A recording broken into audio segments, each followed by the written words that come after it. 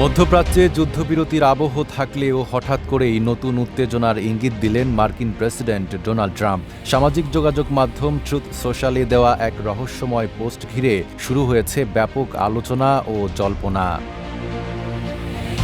সম্প্রতি ট্রাম্প একটি কৃত্রিম বুদ্ধিমত্তায় তৈরি ছবি শেয়ার করেন। সেখানে দেখা যায় তিনি ক্যামেরার দিকে আঙুল তুলে দাঁড়িয়ে আছেন। পাশে রয়েছেন মার্কিন নৌবাহিনীর এক অ্যাডমিরাল এবং পেছনে রয়েছে যুদ্ধজাহাজে ভরা উত্তাল সমুদ্র।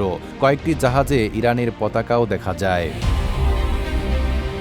ছবির ক্যাপশনে ট্রাম্প লেখেন কাম বিফোর দ্য স্টর্ম, অর্থাৎ ঝড়ের আগে নীরবতা। তবে এই পোস্টের ব্যাখ্যায় তিনি আর কিছু জানাননি।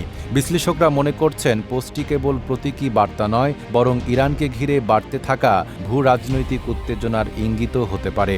কারণ এমন এক সময় এই পোস্ট সামনে এলো যখন আন্তর্জাতিক গণমাধ্যমে সম্ভাব্য মার্কিন সামরিক পদক্ষেপ নিয়ে নানা আলোচনা চলছে।